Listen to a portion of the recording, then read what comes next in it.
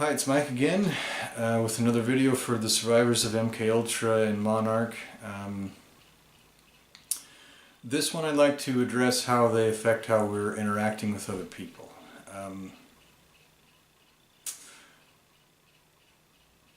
A large part of this program is to discredit people, and that kind of started from the very beginning, even when that wasn't the main focus of this program. The main focus of this program when it was created, allegedly, supposedly, was to find a way to make Soviet spies talk. It was developed, it began being developed right after World War II ended in the mid-40s. And the people that they used to develop this were the Nazi scientists that they seized from Nazi Germany and granted amnesty to in exchange for their help in developing technology. These were people who were notorious for doing terrible things to get results. They did abominable things. They committed terrible atrocities, and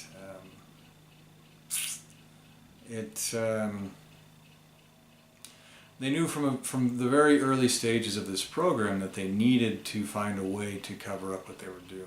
I mean, these are not things that you would go to jail for. These are crimes against humanity. This is do not pass go, do not collect $200, and do not go to jail. This is execution.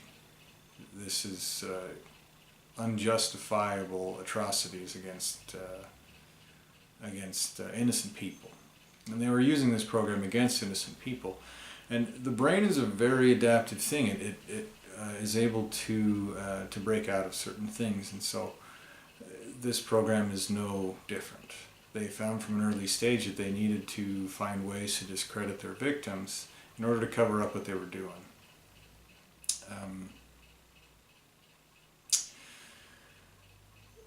There are museums about this MKUltra program. The CIA got caught doing this in 1975, and in 1977 there were congressional hearings. These were broadcast on international television to the far corners of the globe.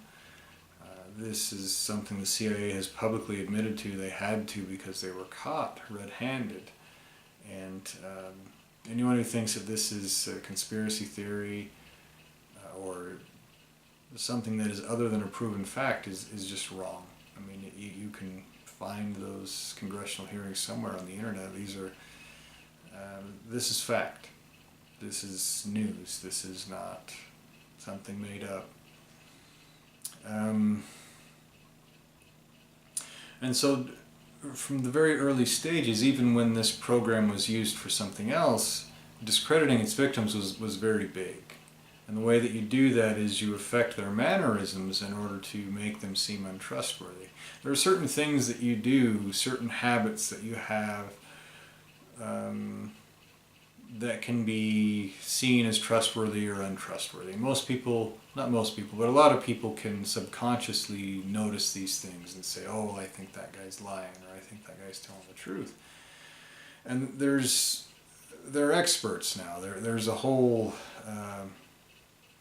study of this lying. You know, it's big business. It's a big deal. Well, if you are able to condition the neurological system, if you're able to condition habits into a human being using advanced technology, you can give them those habits that seem untrustworthy, that an expert can look at and say, oh, well, this guy's obviously lying. Well, that's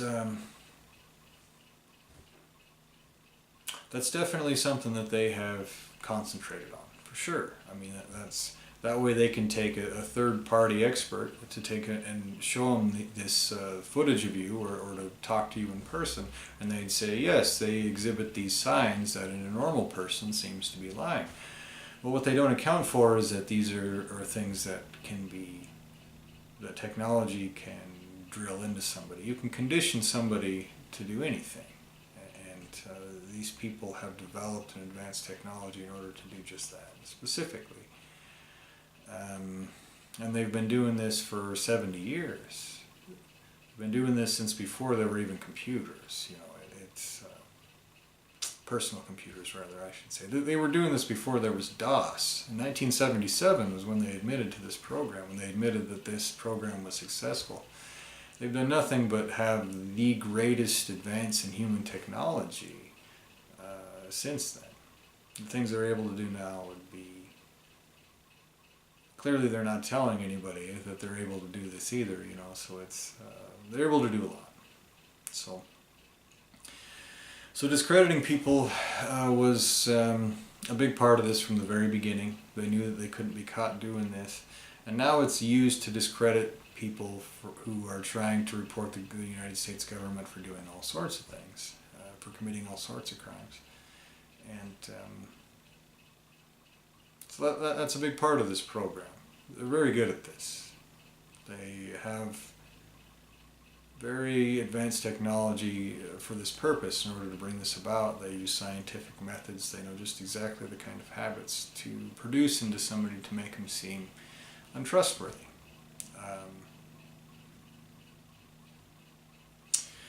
So I wanted to talk about a couple of those things. A lot of you have probably noticed that it's very difficult to connect to people, and that when you speak to certain people, a lot of them don't like you immediately.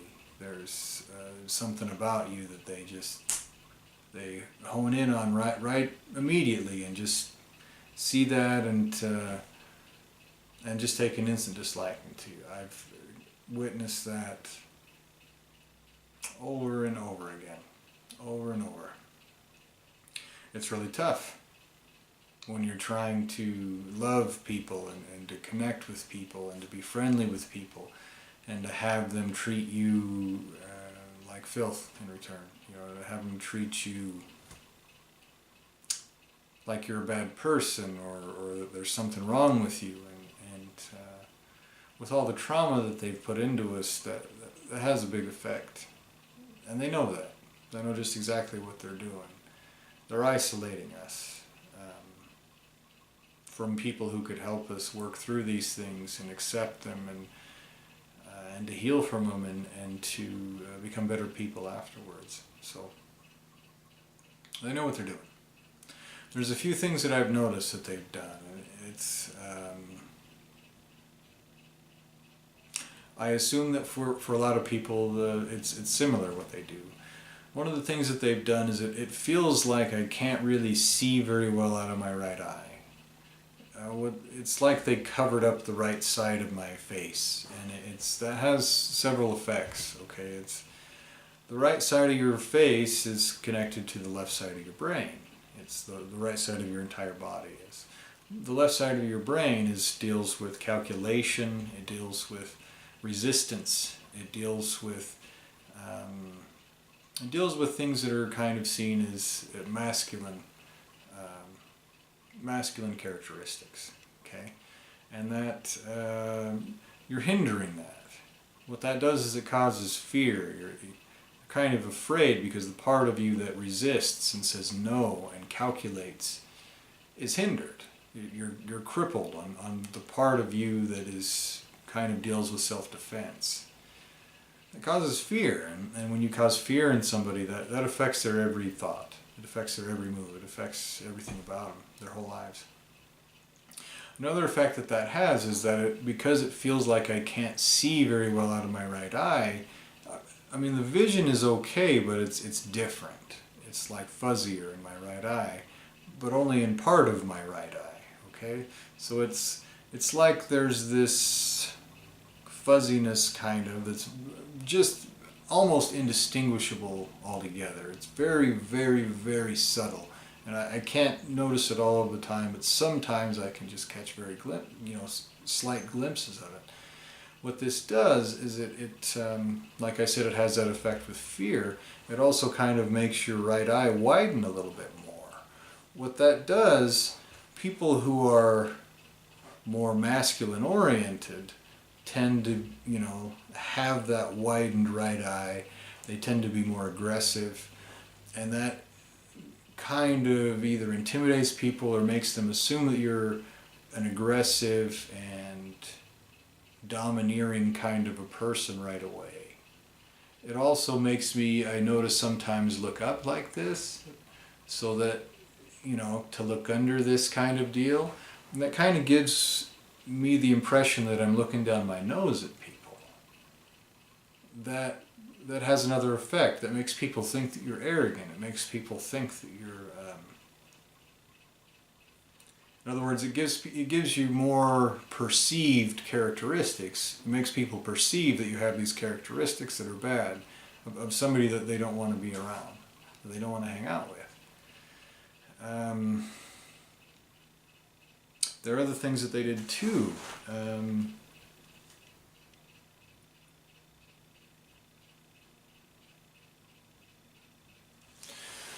A lot of the traumas that they did, that they instilled in me were sexual traumas, and they were extensive.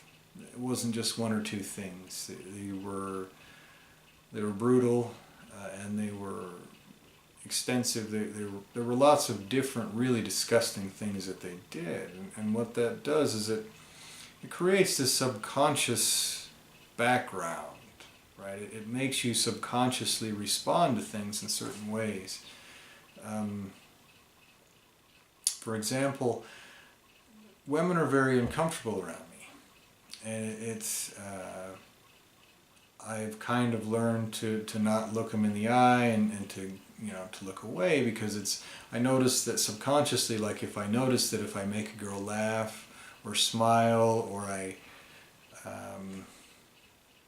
if it seems like I start to connect to a girl, there's this flash of expression caused by this subconscious conditioning that makes a girl think like, oh, like I'm being predatory, or that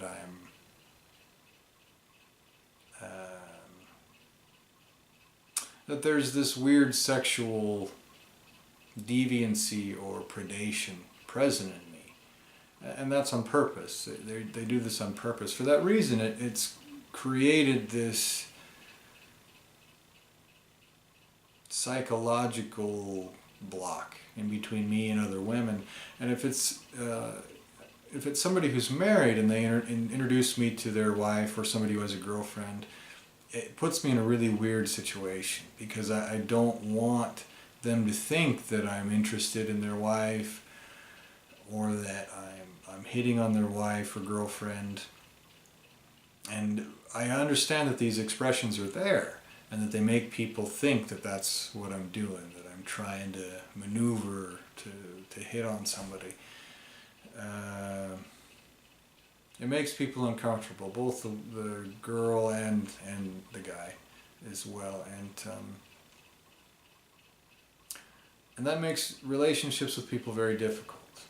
It makes me, I'm kind of forced to be very distant to the female, to the girl in any kind of relationship. It also gives mixed signals to some people.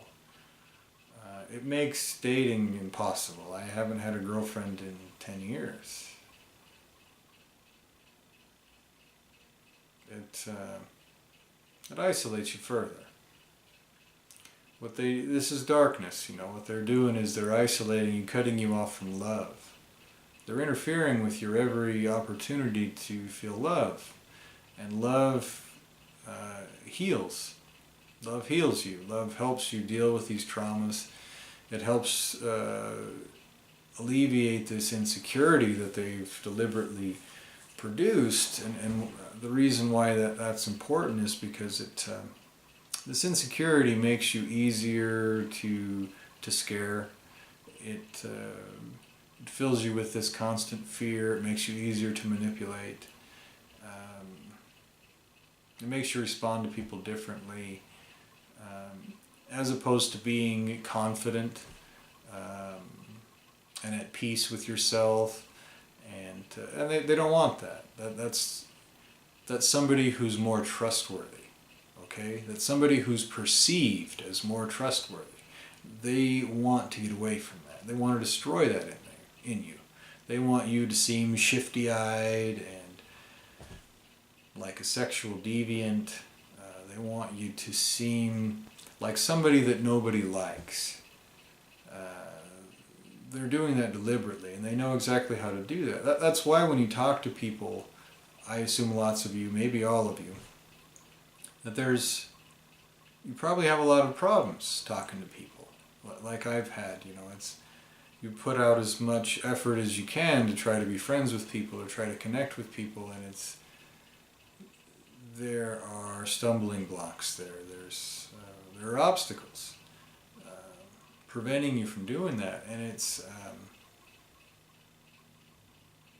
you're not alone. It's not you. It's this thing that they've done to you.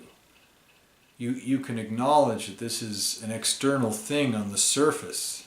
Your brain is not you. You are not your brain. Your brain is something that you use. You are a soul. You are a soul that uses your mind as a tool.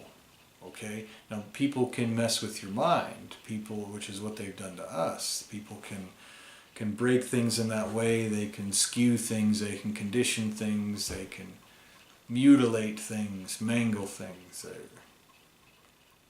And with us, they've done the works as far as that goes. Now, they're manipulating the minds of just about everybody that you run into. But we can be more sensitive to that. Once we start to break free and start to see the things that they've done to us, we can see how they're affecting other people. In that way, we can help. We can point out to other people, hey, look, these are manipulation tactics. People are affecting your brain doing this. They're using these techniques that you don't notice, but are subconsciously having an effect. Let's see. Another thing they did to me that I assume they've done to several other people is they harass you ruthlessly. They have people, I've had people rob me, break into my house, steal my identity. I've had people just do really rotten things to me, but they've also done lots of things like trespass on my property. When I owned a house, people would knock on the doors or on the windows right above my bed. They would have to be in my backyard in order to do that. I'd run outside, they'd be gone. They do a lot of things to cause suspicion. And they hit it really hard, usually for a lot of people. And it's the reason they hit it hard and a lot of different times over and over is to instill that habit in you, to have this constant suspicion. Now, when you're suspicious of people like I am, that affects other people. You look at people differently, and they notice that. It kind of gives you a suspicious look, and they become suspicious of you in turn. And that further interferes with your relationships with people. It further makes you seem untrustworthy because it makes you seem suspicious. Even though you're the one who's suspicious of other people, there's still that con artists kind of watch the people that they're talking to kind of see how they are responding. And so some people misinterpret that suspicion as that thing, as that same tendency, like you're watching them to see their response to you, and you are, but it's not for the same reason. I watch people's response because I want to connect with people and I want to be friends, and that's been interfered with very strongly, and so I have that tendency, that desire within me very strongly as well. And also because just people have done really awful things to me, and so it's sometimes I run into people who I'm suspicious of, and that happens. It just happened the other day. It's like they send people to say certain things that are just very suspicious. And anyway, they maintain this environment, this mental environment of suspicion in you, because it affects how you interact with other people. It damages your credibility. That's exactly what they're trying to do. Let's see.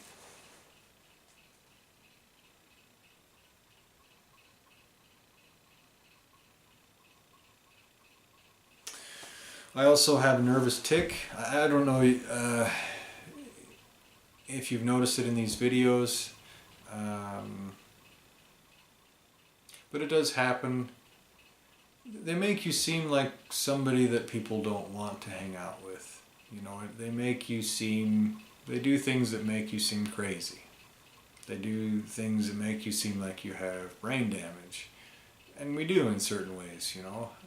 They've deliberately damaged my neurology in ways that they knew would have this external expression that would make me look a certain way when I talk to people. That was by design. They know exactly what they're doing. They're using advanced technology and decades of experience and technological development. I believe that they know certain things about the neurological system that not even modern medicine knows.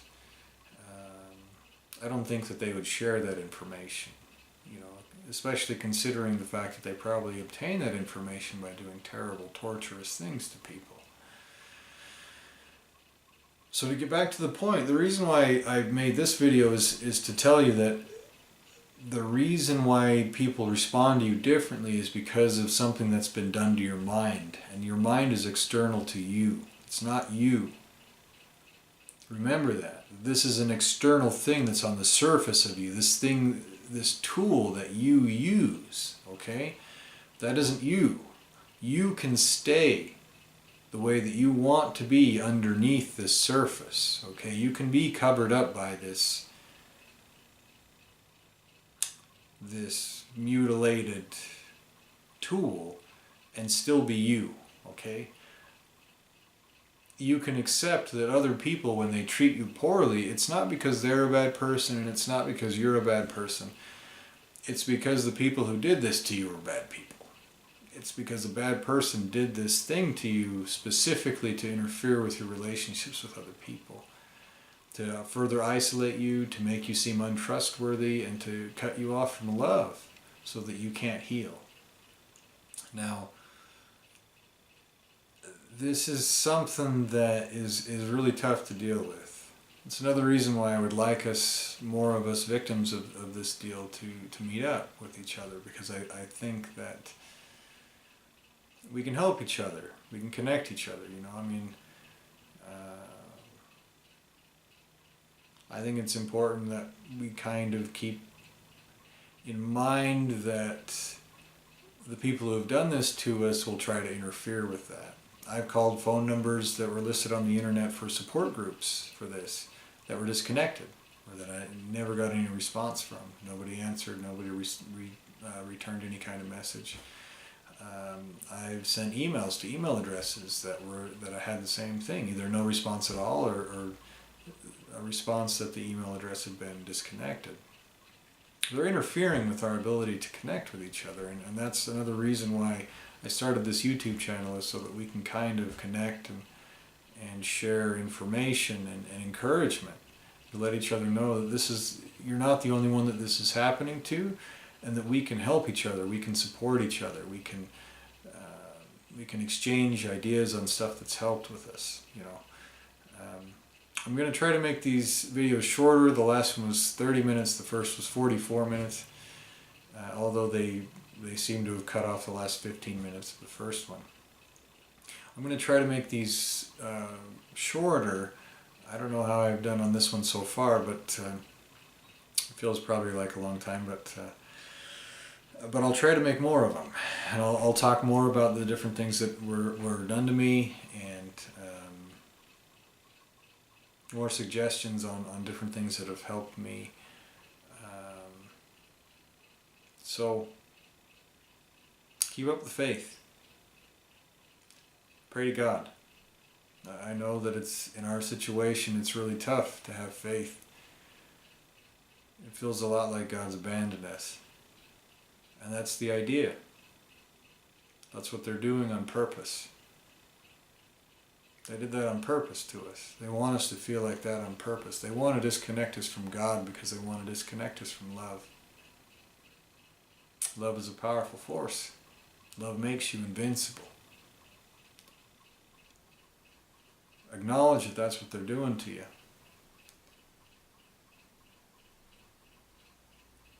Work against it.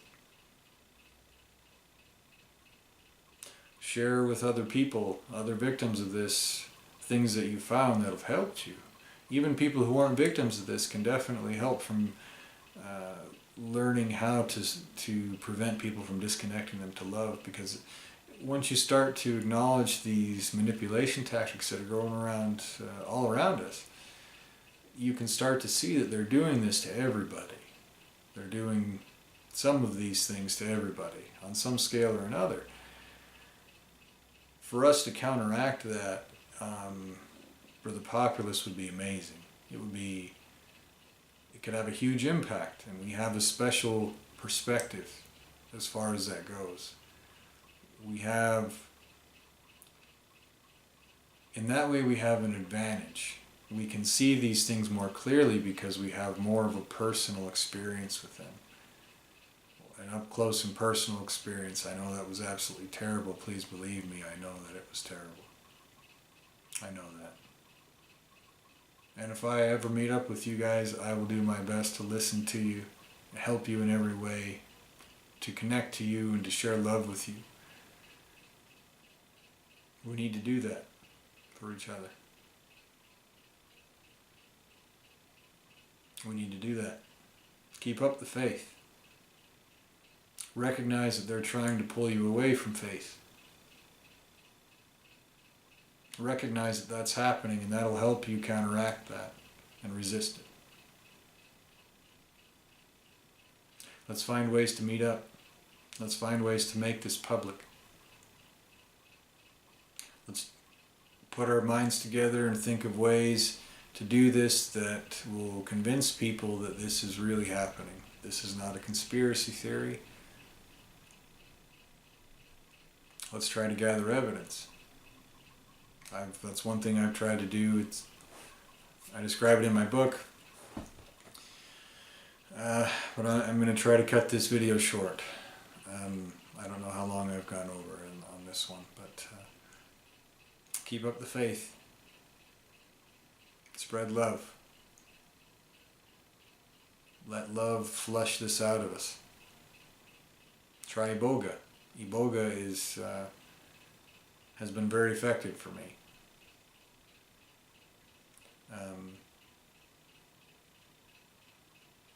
And let us know on any of the comments different things that have helped for you. Okay. Now keep in mind also that there will be people who post things on the comments who are trying to sabotage this. There are people who want us to not be successful. Keep in mind you need to look at these suggestions on the comments and use your discretion about whether or not these things, whether or not it's somebody trying to lead you on a false trail or to even get you to do something that would hurt you. Use your discretion. We need to start comparing notes. Peace and love. Peace and love. Until next time, I'll try to make another one very soon. Thank you.